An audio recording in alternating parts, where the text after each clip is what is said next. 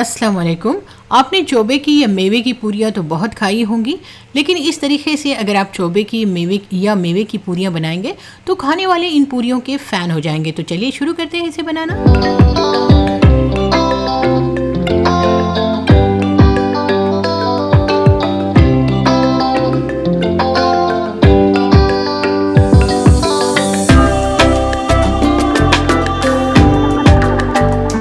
सबसे पहले हम पूरियों के लिए मैदा गूंथते हैं। यहाँ मैंने 2 कप मैदा लिया, उसमें हाफ़ टी स्पून नमक डालिए और पाव कप तेल डाल दीजिए, यानी 1/4 कप मैंने तेल डाला। तेल को आप चाहें तो थोड़ा सा गर्म करके ठंडा करके भी डाल सकते हैं या डायरेक्टली भी डाल सकते हैं।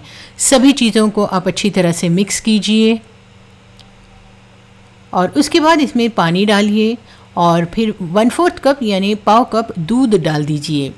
सभी चीज़ों को बहुत अच्छी तरह से मिक्स कीजिए और आटा गूंद लीजिए। देखिए, ये मैदा जब हम गूंदेंगे तो ये बहुत ज़्यादा नरम नहीं होना चाहिए और ना ही बहुत ज़्यादा सख्त, ये हल्का सा सख्त होना चाहिए।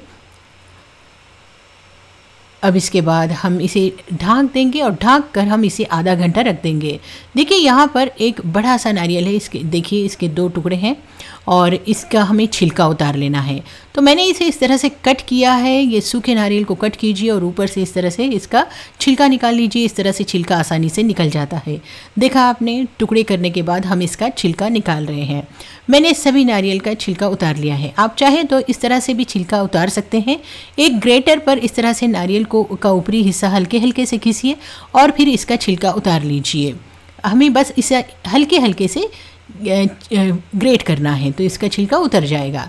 तो अब हम इसे पीस लेंगे। तो मिक्सर के जार में ये सूखा नारियल डालिए, फिर इसमें 1 कप पानी डालिए और फिर इसे पीस लीजिए। बस हमें इसे रवे जैसा पीसना है, बहुत बारीक नहीं। इस तरह हमें रवे जैसा नारियल को पीसना है। अब एक कढ़ाई में 2 टेबलस्पून घी गरम कीजिए और इसमें पिसा हुआ नारियल डाल दीजिए, यानी सूखा नारियल हमने इसमें डाला। अब मीडियम फ्लेम पर इसे भूनना शुरू कीजिए। इसे भूनते रहिए, इतना भूनिए कि ये इसका जो कलर है वो हल्का सा ये गुलाबी होने लगे या लाइट ब्राउन होने लगे, तब तक हमें भूनना है। अब देखिए, यहाँ 2 टेबलस्पून छील कर कटे हुए बादाम हैं और कटे हुए काजू हैं और 2 टेबलस्पून ही हमने यहाँ पर किशमिश ली है। ये सारा 2 टेबलस्पून है और 1.5 कप शक्कर ली है हमने और साथ ही हमने यहाँ पर खजूर लिए हैं। खजूर भी हमने आधा कप के आसपास लिए हैं और 1 टीस्पून हरी इलायची का पाउडर है और 2 टेबलस्पून चिरौंजी हमने ली है। ठीक है, अब हम ये सारी चीज़ें इस खोपरे में यानी सूखे नारियल में डाल देंगे, कढ़ाई में डाल देंगे और इसे भी हम भूनेंगे। यहाँ मैंने खजूर भी डाल दिया, किशमिश काजू बादाम डाल दिए और साथ ही मैंने इसमें चिरौंजी भी डाल दी और सभी चीज़ों को आप मीडियम फ्लेम पर अच्छी तरह से भूनिए। फिर इसमें 1 टीस्पून इलायची का पाउडर डाल दीजिए। इसे भी बहुत अच्छी तरह से सभी चीज़ों के साथ भून लीजिए। देखिए, जब अच्छी तरह से खुशबू आने लगेगी और ये जो खोपरा है बहुत अच्छी तरह से भून जाएगा तो फ्लेम बंद कीजिए। अब देखिए, यहाँ पर हमने आधा कप खोआ लिया है। खोए को आप कढ़ाई में डालकर अच्छी तरह से भून लीजिए।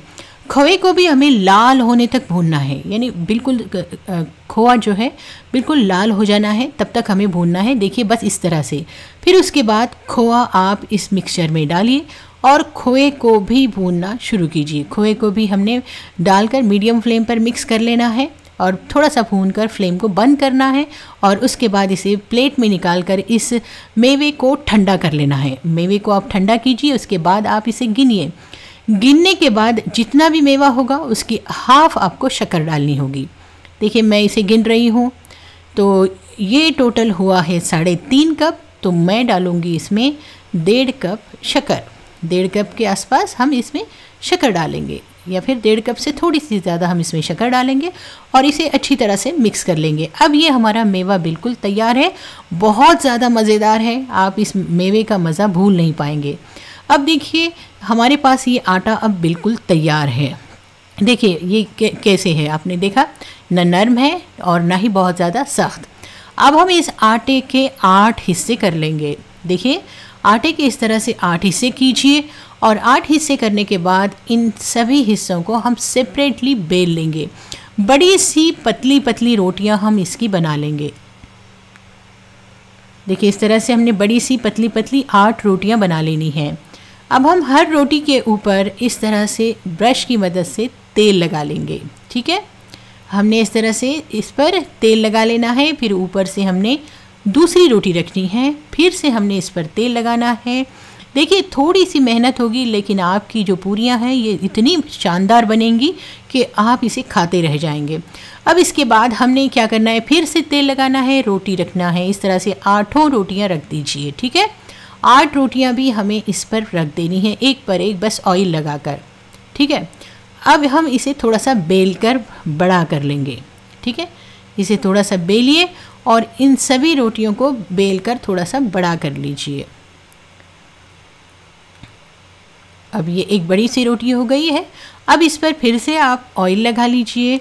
ऑयल लगाने के बाद हम इस पर थोड़ा सा बेसन का आटा छिड़क लेंगे। बेसन यानी पिसी हुई चना दाल को आप छान कर इस पर थोड़ा सा छिड़क दीजिए, यानी बेसन हमने छिड़क दिया इस पर। उसके बाद आप इसे रोल कीजिए। इस तरह से हमने रोल कर लेना है। रोल करके आप इसके पेड़े कट कर लीजिए। इस तरह से हमें जितनी बड़ी पूरी बनानी है उस हिसाब से हमने इसके पेड़े कट कर लेना है। इन पेड़ों को आप बराबर कीजिए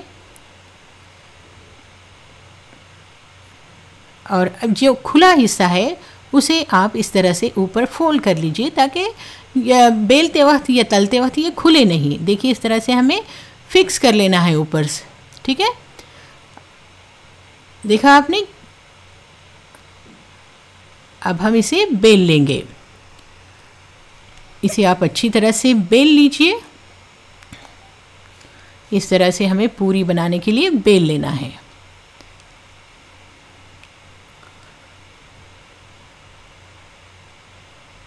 और अब हम इस पर ये स्टफिंग मीन्स मेवा डालेंगे और फिर हम इसे पैक कर लेंगे। आप चाहें तो थोड़ा सा मैदे का घोल बनाकर भी इसे चिपका सकते हैं, ताकि पूरियां तलते वक्त निकले नहीं, खुले नहीं। तो आपने इस तरह से मैदा यानी मैदे का घोल लगाकर भी आप इसे चिपका सकते हैं, या फिर आप इसे इस तरह से डिज़ाइन भी बना सकते हैं, आपकी मर्ज़ी।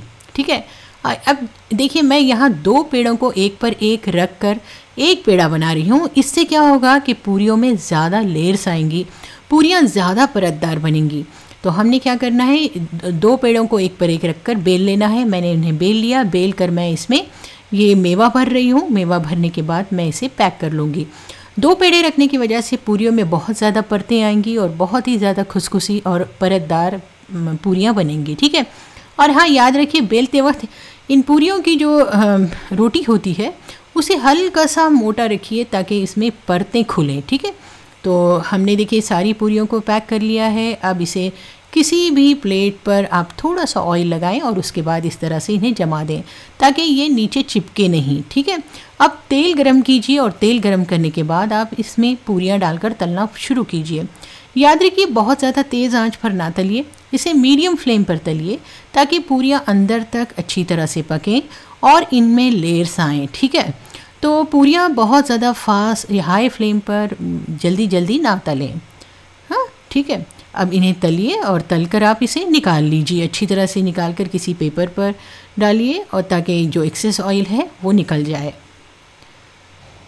देखिए आप चाहें तो इस तरह के कलर की भी तल सकते हैं। अगर आपको पसंद है तो आप थोड़ा डार्क कलर भी रख सकते हैं। तो देखिए हमने ये पूरियां तल ली हैं, बहुत ही शानदार हैं। मैं आपको बताती हूँ इन्हें तोड़कर। देखिए कितनी सारी लेयर्स हैं अंदर। अब ये गरम गरम है तो देखा आपने कितनी सारी लेयर्स आई हैं अंदर, और इसका जो अंदर का मेवा है वो इतना ज़्यादा मज़ेदार है कि आप इसका टेस्ट भी नहीं भूल पाएंगे। तो देखिए कितनी लेयर्स आई हैं अंदर। देखिए मैं अब ये मैंने थोड़ा ज़्यादा तला है इस पूरी को। तो देखिए ये भी कैसी शानदार है। आई होप कि आपको ये पूरियाँ पसंद आई होंगी। पसंद आई है तो वीडियो को लाइक और शेयर ज़रूर कीजिए। अगर अभी तक मेरे चैनल को आपने सब्सक्राइब नहीं किया हुआ है तो सिर्फ एक बार सब्सक्राइब करके बेल आइकॉन भी ज़रूर प्रेस कीजिए। इंशाल्लाह फिर मिलती हूँ एक नई रेसिपी के साथ। Thanks for watching.